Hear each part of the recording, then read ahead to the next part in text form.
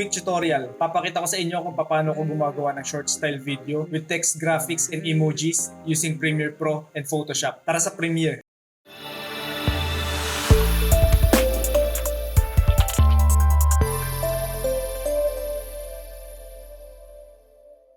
So sa Premiere, ito yung sample video natin. These two secret exercise will make your arms bigger in just a week. Huwag nyo naintindihan yung context na sinabi ko dito sa sample video. Mema lang yan. So first step, ang gagawin natin is to generate captions. Punta lang tayo dito sa text, transcript, and then transcribe sequence. Then click transcribe. So dito, double check lang natin yung na-generate na captions. And update lang natin siya for corrections. So dito, kailangan pa natin i-update to since hindi kinaya ni Premiere Pro yung accent ko.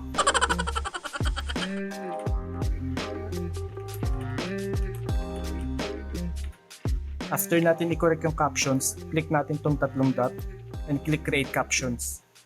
Sa preference, adjust lang natin tong maximum length in characters to 10. Then click single line and create captions. And then fine-tune lang ulit natin tong na-generate na captions.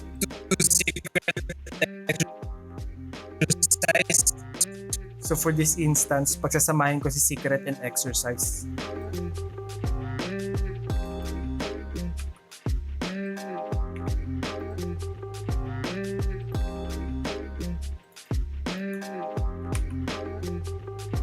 And then this one, pagsasamahin ko rin.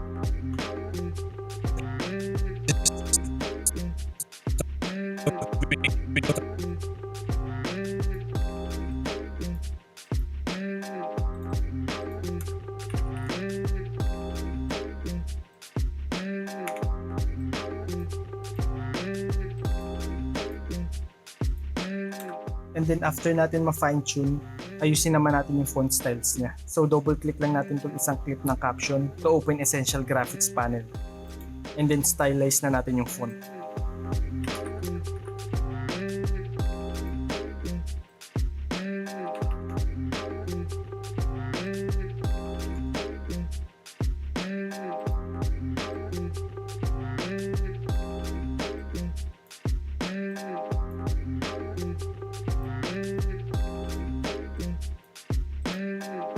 So at this stage, isang clip pa lang ng captions yung na-update natin. Para i-update tong mga remaining captions, balik lang ulit tayo dito sa una and then go to track style and create style.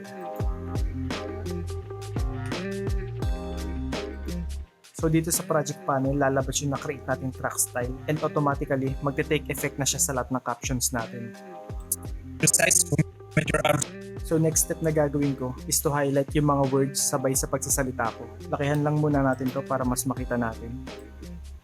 And then start na tayo mag-highlight. So yung word na this is hanggang dito lang. So cut natin tong caption na to into two. And then highlight natin tong this. And pwede natin palitan yung color, for example yellow. Copy lang muna natin to.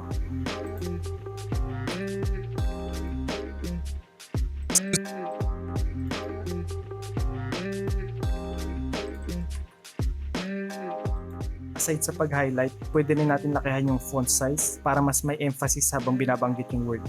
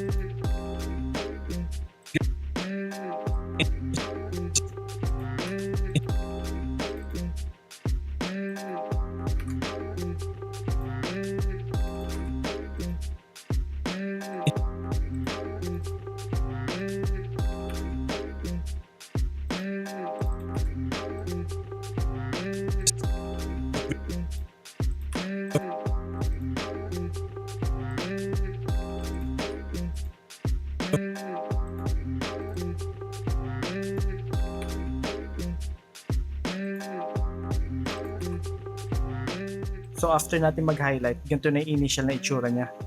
These two secret exercise will make your arms bigger in just a week. And then gusto ko rin medyo nakaslant yung text graphics natin. So ang gagawin ko is to highlight all these captions.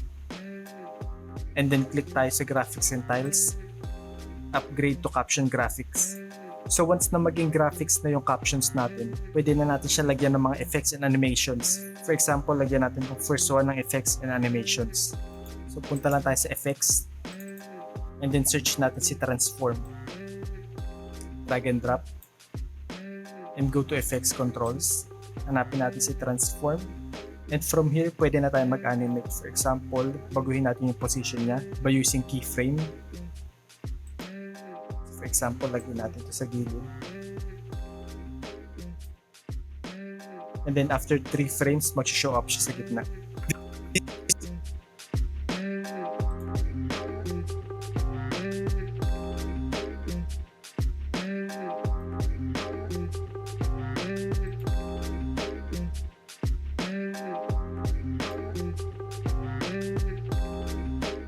Lagyan din natin na shutter angle for motion blur.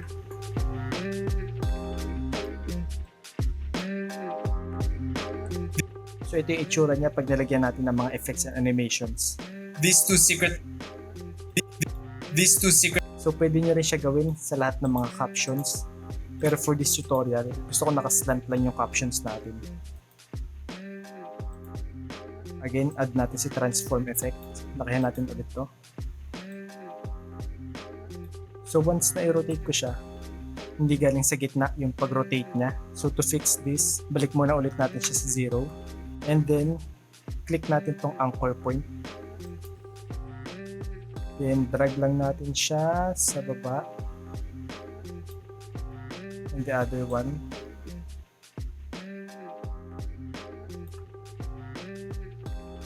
And zoom back in. So kapag ni-rotate natin siya, galing sa gitna na yung pag-rotate niya.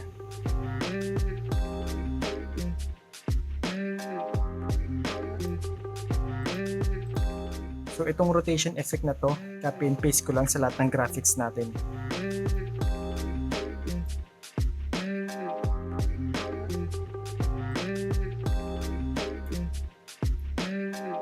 Paste attributes. And then make sure naka-check si transform. Click OK. Exercise will make your arms bigger in just a week. And lahat ng text natin is nakaslant na. So pupunta na tayo sa pag-add ng emojis. Bago tayo pumunta kay Photoshop, piliin muna natin lahat ng clips na lalagyan natin ng emojis. To do that, scrub lang natin yung footage natin. For example, gusto kong lagyan ng emoji itong 2 na to. So ang gagawin natin is to click this camera icon or export frame. And then browse lang kung saan nyo gusto i-save itong snippet na to. For example, sa desktop, gawa lang tayo ng folder. Select folder and click OK. Next one, ito rin lalagyan ko ng emoji. So click lang ulit natin to.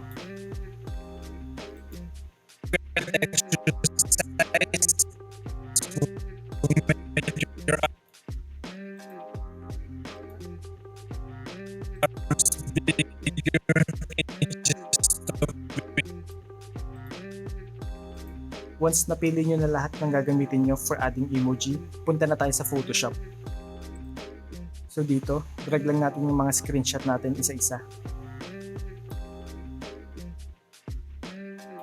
Then to add emoji, punta lang tayo sa window and open lang natin tong si glyphs. So for adding emoji, make sure na naka-type tool tayo. And then palitan natin yung font to emoji 1. And then from here, hanapin na natin yung mga emoji na akma sa clip natin.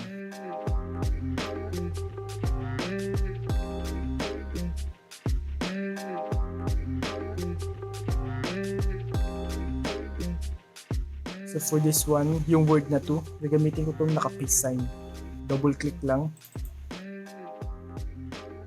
Click natin itong check. And then, resize natin yung emoji. Shortcut ko dyan is Ctrl T.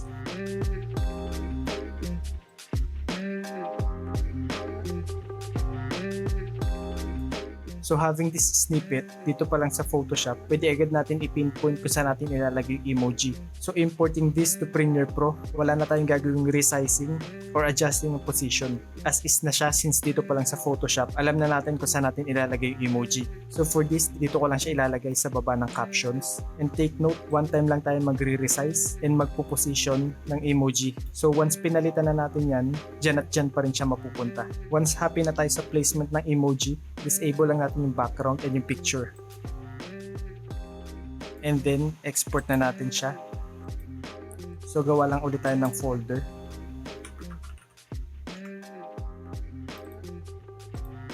And then, next clip, drag and drop lang ulit natin. And then, angat lang natin tong emoji natin sa taas ng photo. So, dito hanapan ko lang ng emoji, yung secret na word.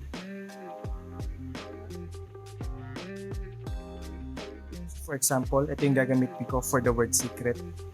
Para mapalitan tong existing na emoji, ang gagawin natin is double click muna natin tong replacement.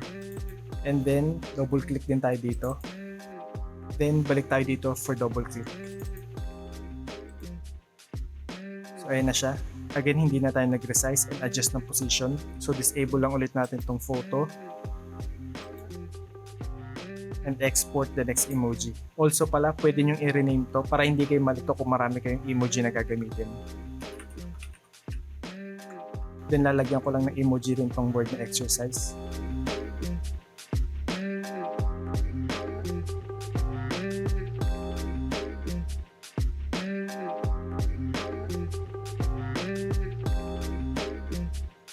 Again, double click sa replacement, then double click sa current, and balik ulit tayo sa replacement.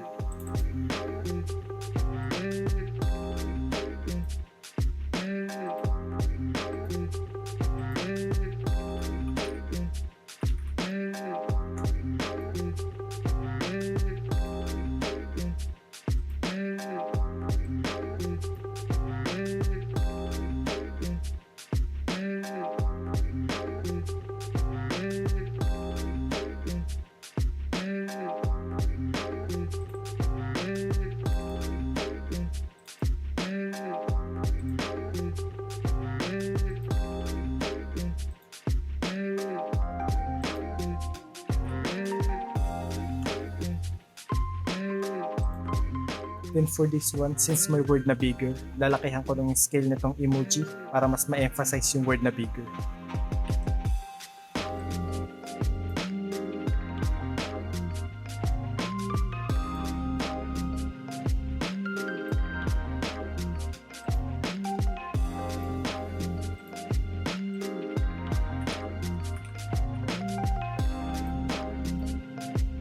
Then last one.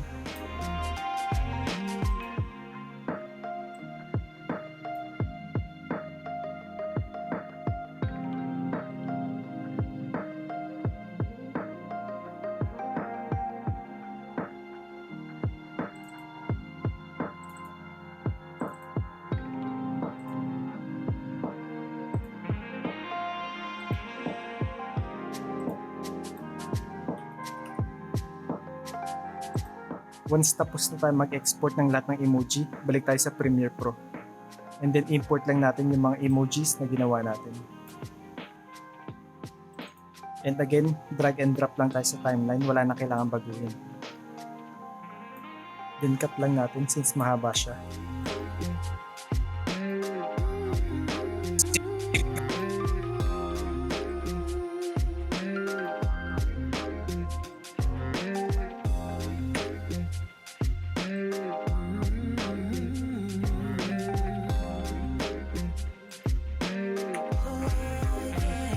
Exercise will make your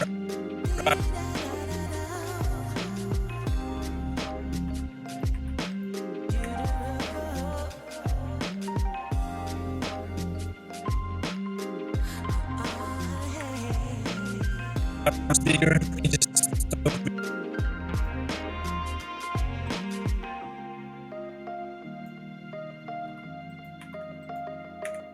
So, ito na yung final video natin. These two secret exercise will make your arms bigger in just a week. Kung sa tingin nyo, mas madali itong process na to compared sa current na ginagawa nyo, you can start implementing this sa workflow ng pag-edit nyo. Kung meron kayo alam na easier way, let me know in the comments below. And again, happy editing and see you in the next video.